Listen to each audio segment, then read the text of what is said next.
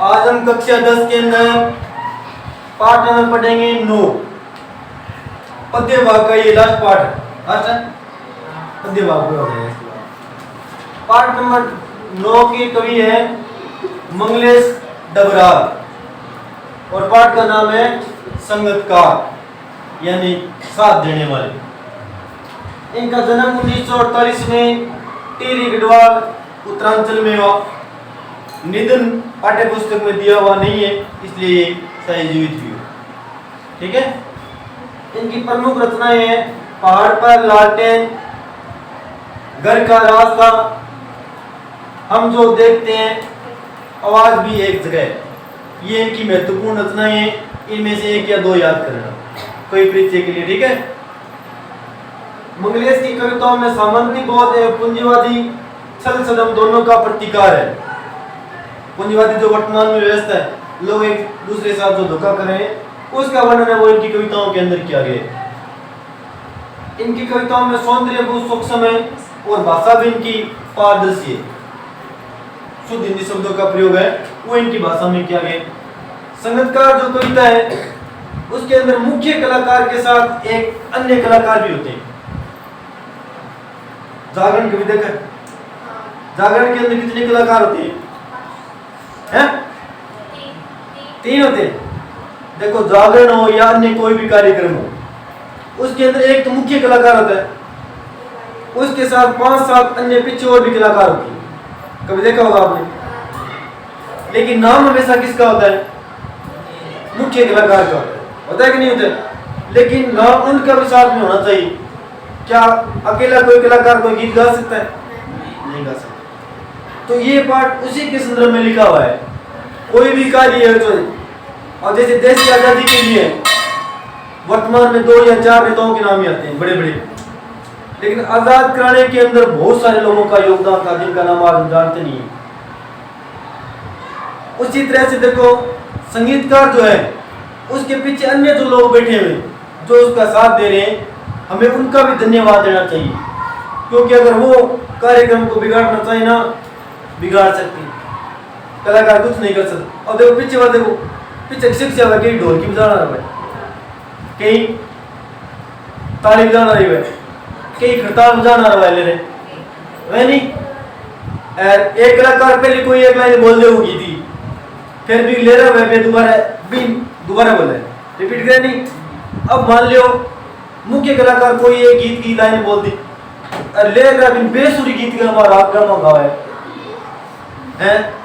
बताओ मुख्य कलाकार की इज्जत बढ़ेगी, बेइज्जती हुई है नहीं। तो ये पाठ का उद्देश्य ये है कि हमें जो मुख्य कार्य कर रहा है उसको ही नहीं, बल्कि उसके साथ और लोग कार्य करें, उनको भी हमें धन्यवाद देना चाहिए, उनको भी हमें क्या करना चाहिए? याद करना चाहिए। ये इस पाठ का उद्देश्य। देखो पाठ है, बिल्कुल आसान है, भाषा एकदम आसान है। देखिए, संगतकार अर्थात है साथ देने वाले। मुख्य गाय के चट्टान जैसे भारी स्वर का साथ देती, वह आवाज सुंदर कमजोर कांपती हुई थी। वह मुख्य गाय का छोटा भाई है या उसका शिष्य। देखो, मुख्य कलाकार या मुख्य गायक का चट्टान जैसे भारी स्वर का साथ देने वाली, वह सुंदर कांपती हुई आवाज, वह मुख्य कलाकार का या तो कोई छोटा भाई हो सकता है या उसका शिष्य हो सकता है। और देखने में ऐसा लगता है जैसे वो उसका भाई हो, क्योंकि जैसा मुख्य कलाकार गाता है वैसे कौन सा गाता है? अन्य कलाकार गाते हैं, गाते ही नहीं गाते हैं। तो वो देखने में ऐसा लगता है जैसे मुख्य कलाकार का या तो छोटा भाई है या उसका शिष्य है। या पैदल चलकर सीखने आने वाला दूर का कोई रिश्तेदार, मुख्य गायक की गरज में वह अपनी गूंज मिलाता आया है प्राचीन काल से। तो यह पैदल चलकर सीखने आने वाला कोई उसका दूर का रिश्तेदार हो सकता है जो अपनी आवाज को लगातार मुख्य कलाकार की आवाज में प्राचीन काल से ही मिलाता हुआ है। यह आज की बात नहीं है। जब से ये गाने की परंपरा शुरू हुई है, चाहे कोई भी कार्य हो, अकेला नहीं करता बल्कि उसके साथ बहुत सारे होते हैं। तो ऐसा लगता है देखने में जैसे प्राचीन काल से वैसी तरह से उसकी आवाज से अपनी आवाज को मिलाते हुए आया हूँ। यहाँ तक ये एक पद्यांश है। तो इसे दूसरा देखो, गायक जब अंतरे की जटिल तानों के जंगल में खोल चुका होता है, यह अपने इस सरगम को लांग कर चला जाता है भटकता हुआ एक अनहद में। जटिल मानी कठिन, अंतरे मानी संगीत। अगर कभी कभी कलाकार भी भावुक हो जाते हैं, देखा होगा कभी आपने। जब मुख्य कलाकार कभी कभी खो जाता है, कोई पंक्ति भूल भी जाता है, उसमें देखो पीछे वाले कलाकार हैं वो उसका साथ देते हैं। जैसे उदाहरण के लिए आप प्रार्थना बोलते हो, प्रार्थना में 3 लड़कियां बोल रही है, एक लड़की कोई लाइन नहीं है, तो वो 2 लड़कियां उस लाइन को गाएगी, लोगों को पता नहीं चलेगा कि ये 3 ने गाई थी या 2 ने गाई। तो होता हुआ आपके साथ वही प्रार्थना में ऐसे। तो जब मुख्य कलाकार कभी कभी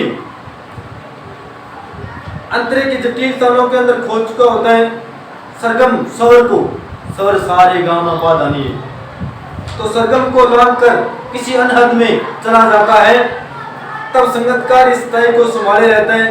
जैसे समेटता हो मुख्य गायक का पीछे छूटा हुआ आसमान, उसमें उसका साथ देने वाला साथी जो कलाकार है, संगीतकार है, वही उसको संभालता है और वैसे समेटता है जैसे उसके पीछे छूटा हुआ कोई सामान को संभाल रहा हो। कभी कभी वे कलाकार कोई भूल भी जाए चीज या ज्यादा भावुक हो जाए, उसमें भी वो मुख्य कलाकार उसको संभालते हैं। उदाहरण के लिए जब कलाकार मुख्य भावुक हो जाए, नाचने लग जाते हैं, तो वो सारे समझा देते हैं ज्यादा करने से फायदा नहीं है नहीं? तो जैसे उसे याद दिला तो उसका बचपन जब वह 9 सीख किया था, 9 सीखे माने नए सीखने वाला, और उसमें उसे याद दिलाता है कि वह भी कभी नया सीखने वाला था।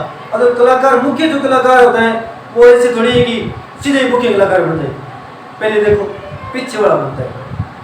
मुख्य कलाकार जो बना है वह भी कभी पहले पीछे गाता था, फिर धीरे धीरे वो क्या जाता है, आगे आ जाता है। तो पीछे वाले उसे याद दिलाते हैं कि उस दिनों को याद करो जब तुम भी कभी नए थे, जैसे आज है हम नए। वो जो नए पीछे गाने वाले हैं वही क्या बनेंगे, मुख्य कलाकार। यहाँ तक ये 50 नंबर 2 था। 3 नंबर देखो, तार सप्तक में जब बैठने लगता है उसका गला, प्रेरणा साथ छोड़ती हुई उत्साह अस्त होता हुआ, आवाज से राग जैसा कुछ गिरता हुआ, तभी मुख्य गायक को ढांढस बताता। ढांढस मन में देरी। तार सप्तक में जब गला बैठने लगता है, प्रेरणा जब साथ छोड़ने लगती है, उत्साह जब समाप्त होने लगता है, आवाज में राग जैसा कुछ गिरता हुआ प्रतीत होता है, तभी मुख्य कलाकार को संगीतकार देरी बताता है। कब है? अब देखो जागरण मान लीजिए 9 बजे शुरू हुआ कोई भी कार्यक्रम, सुबह 2 बजे के बाद में जो 2 घंटे होते हैं ना बड़े मुश्किल होते हैं, और पूरी रात गीत गाना कोई नजर पड़े हो, और सुबह वाले समय के अंदर मुख्य जो कलाकार होता है उसकी आवाज बैठ जाती है, उत्साह समाप्त हो जाता है और गाना चाहता है तो भी गा नहीं पाता है। उस समय देखो पीछे वाले जो कलाकार हैं वो उसको देरी बताते हैं, और उसमें गीत को कौन गाते हैं, वही गाते हैं। अब आप भी मान लो एक तो आप पहले दूसरे घंटे के अंदर पढ़ाई करते हो और एक लास्ट में 8वें घंटे के अंदर पढ़ाई करते हो, एक ही बात है क्या? वही बात है, जब कलाकार आता है गीत गाता है उसमें बड़ा देरी शांति होती है, और सुबह जब थक जाता है उसमें उसका साथ कौन देते हैं, उसके साथी कलाकार उसको साथ देते हैं। कभी कभी वह यूं ही देता है उसका साथ यह बताने के लिए कि वह अकेला नहीं है, और यह कि फिर से गाया जा सकता है गाया जा चुका राग। और कभी कभी वह इसीलिए साथ दे देता है कभी कभी कि वह अकेला नहीं है, वह भी उसके साथ है।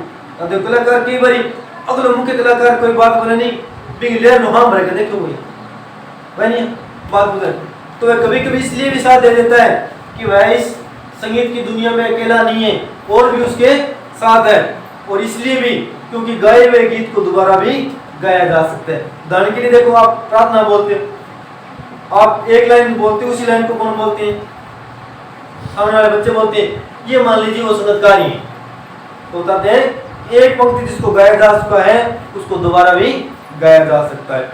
यहाँ तक ये एक विन्यास था।